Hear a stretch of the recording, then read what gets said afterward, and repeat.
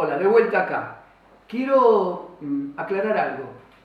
Me equivoqué en el video anterior cuando dije que Alfonsín le había ganado a Menem Duhalde.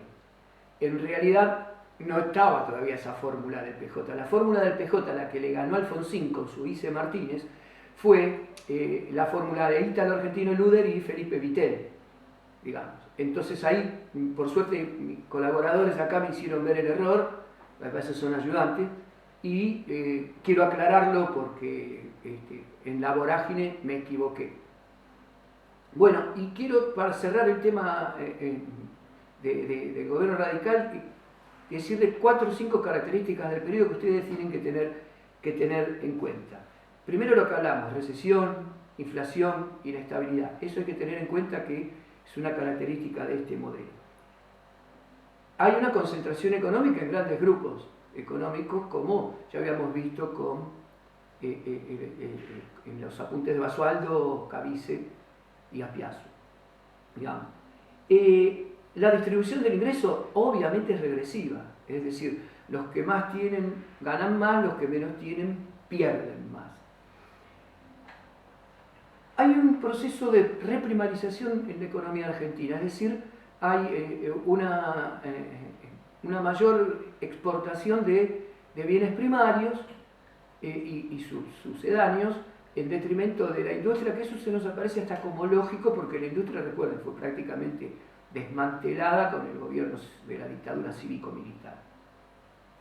Y otra última cuestión es que hubo sucesivos ajustes ortodoxos. Por eso sería una característica del gobierno de Alfonsín, digamos, el gobierno de ajustes permanentes.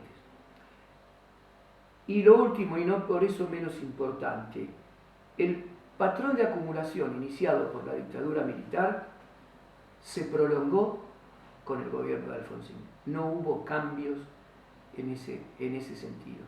Ese periodo de hegemonía financiera no logró ser revertido por el gobierno de Alfonsín. ¿Qué es lo que va a pasar? Que el nuevo gobierno, que recién dijimos, las elecciones se dan en mayo del 89, pero dadas las circunstancias, el bando presidencial, Alfonsín se lo pasa ahora sí a Menem Duhalde, que le habían ganado en julio del 89,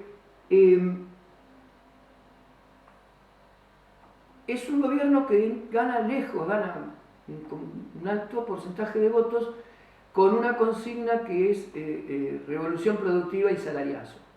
O sea, remitiendo a políticas keynesianas, si ustedes quieren. Es decir, revolución productiva es que haya más inversión, que haya más producción, que crezca la actividad económica, y salariazo es que haya más consumo. Si se aumenta el salario, aumento el consumo. Rápidamente nos hemos percatado que eso desde el primer día no fue así. Apenas se nombró a el ministro de Economía, ya aparecían fuertes indicios de que la revolución productiva y el salariazo estaban en duda. El primer ministro de Economía que asume en agosto del 89 fue el señor Miguel Roig. Miguel Roig en ese momento era el presidente de uno de los grandes grupos, del directorio de uno de los grandes grupos económicos como es Mungibor. Es decir, vinculados a capitales extranjeros, diversificados, integrados, con negocios por todos lados, como vimos anteriormente con este tipo de grandes grupos económicos. Lamentablemente, Miguel Roig muere a la semana o a los 10 días de haber asumido. Era un hombre ya mayor, con alguna problemática, bueno, y fallece. Y lo suplanta como ministro de Economía el que lo había suplantado como presidente del directorio de Mungibor, que es Néstor Rapanelli. Y Néstor Rapanelli, un hombre más joven, y empieza a hacer algún tipo de política, pero lo más importante de esta etapa que va de agosto del 89 a diciembre del 89 es que se firman 2 leyes fundamentales para todos los cambios que vinieron después. Con amplias mayorías en ambas cámaras, el Partido Justicialista logra que se firme la ley de reforma del Estado y la ley de emergencia económica. Digamos, esas dos leyes dieron el sustento legal para poder hacer todas las reformas que en un ratito vamos a empezar a ver.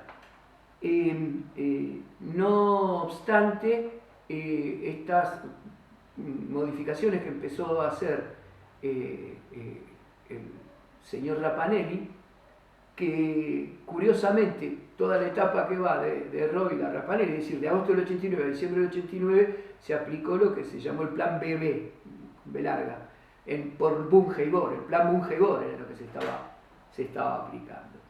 No obstante, esto no le alcanzaba al establishment, que necesitaba hacer políticas muchísimo más duras, muchísimo más ortodoxas y en una mayor medida alineadas con todo lo que era el mainstream económico de la época, que era el neoliberalismo, ¿no es cierto?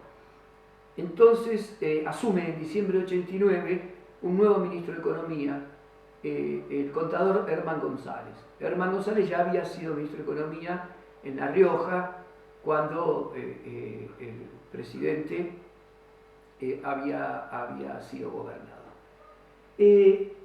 Todo lo que hizo Herman González son políticas ortodoxas.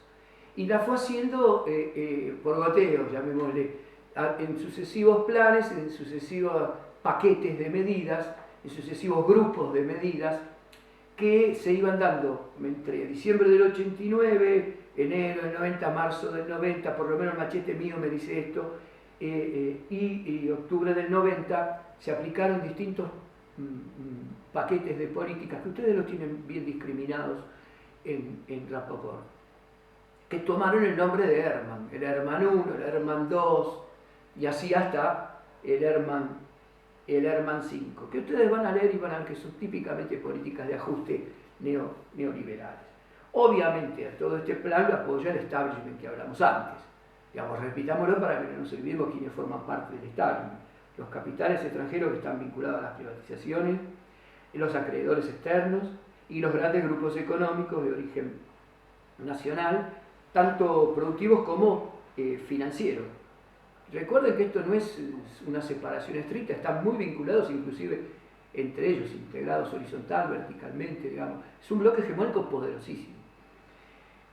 Ahora, todo lo que hace Herman González es preparar el terreno para que desembarque en economía un equipo de trabajo que lograría lo que ni la dictadura ni Alfonsín logró, que era el cambio estructural total del aparato productivo argentino.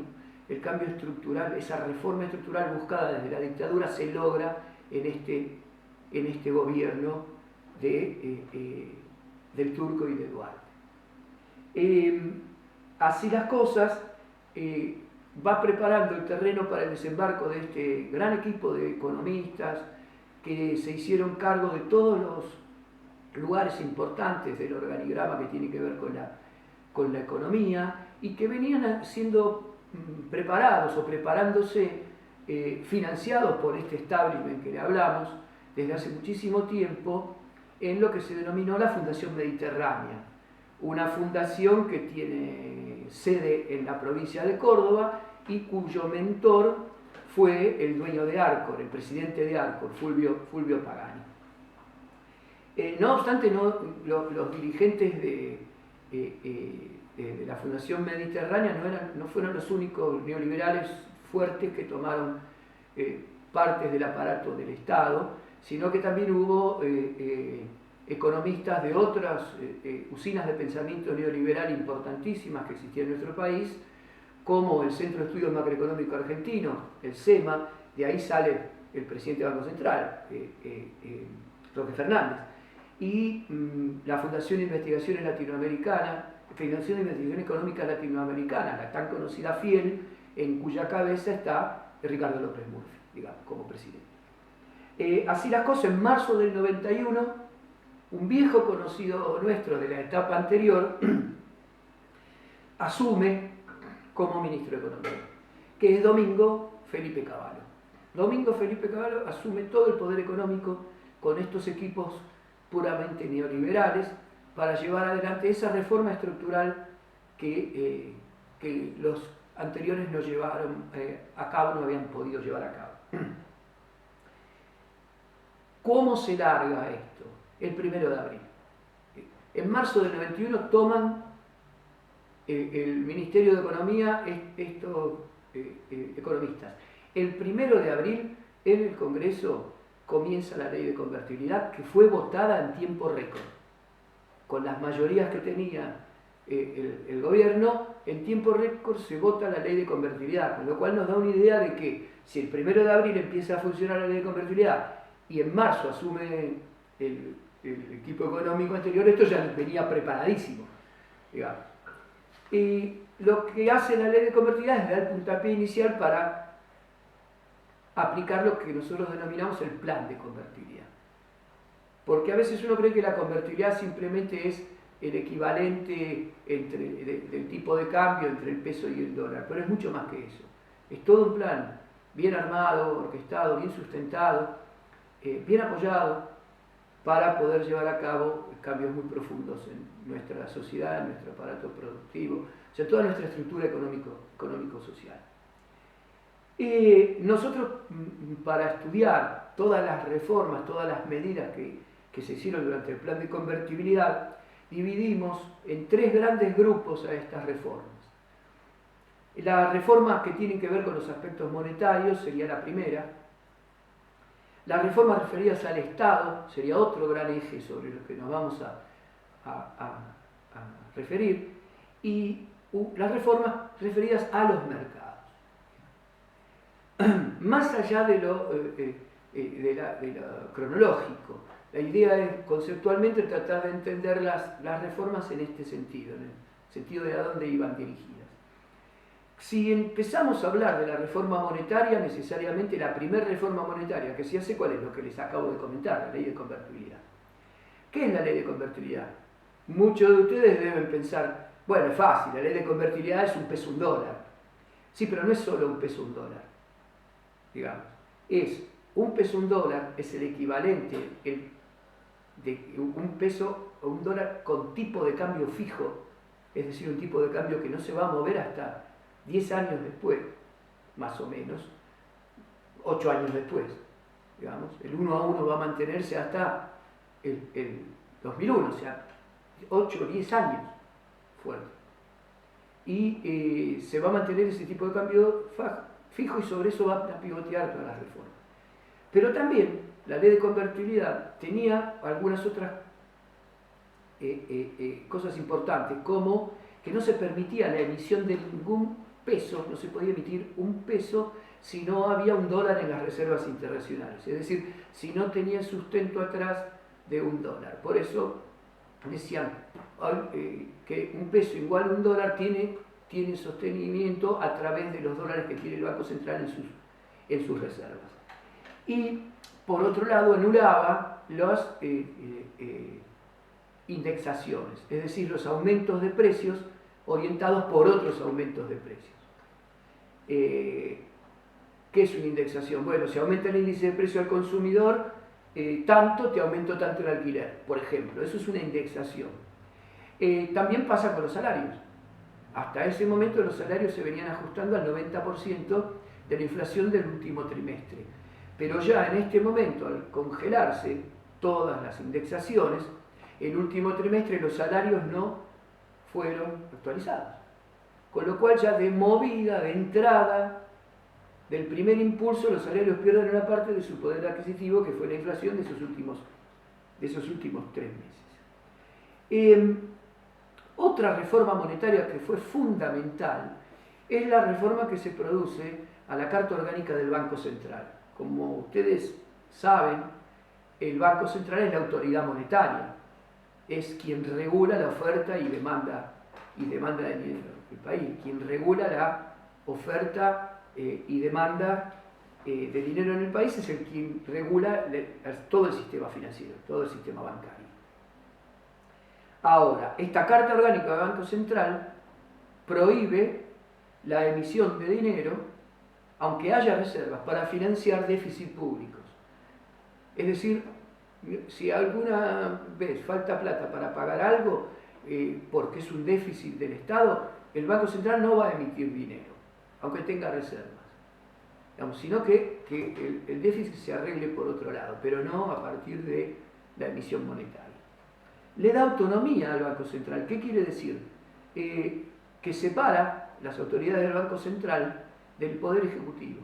Es decir, ahora el presidente del Banco Central y su directorio van a ser propuestos por el Ejecutivo, pero elegidos por los senadores. Los senadores dirán, este sí, este no, este sí, este no, como el en boliche, ¿vieron?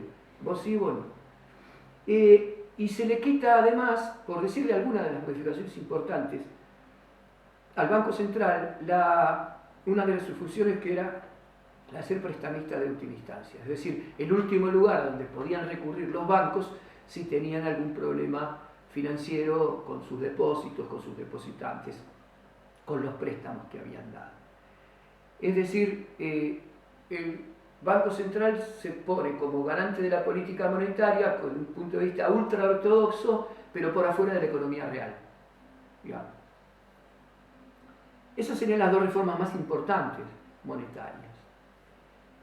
En cuanto a las reformas referidas al Estado, hubo un traspaso de funciones a provincias y municipios muy importante. Es decir, el Estado Nacional se deshace de un montón de sus funciones que se las traspasa a las provincias. Pero no cualquier función. Les traspasa la salud, o sea, les traspasa hospitales. Parte de la educación les traspasa escuelas. Les traspasa el mantenimiento de la red vial. Les estoy dando ejemplos, nada más, después ustedes amplíen con la bibliografía. Y también el mantenimiento de la red ferroviaria. Y no le hace un traspaso de dinero en forma de coparticipación de la misma magnitud. ¿Qué quiere decir? Que le pasan un montón de gastos a las provincias, pero no le pasan la cantidad de dinero que alcance para poder cubrir esa cantidad de gastos. Un problema para las provincias. Si las provincias dicen, ¿y yo cómo pago esto? Ajustá. Y si no podés ajustar, pedí créditos. Es decir, las provincias tienen que ser eficientes, la nación tiene que ser eficiente. Entran con una idea de que un país es como si fuera una empresa, tiene que ser eficiente y entonces con la eficiencia va a poder cubrir sus gastos. Y si no, tendrá que bajar gastos.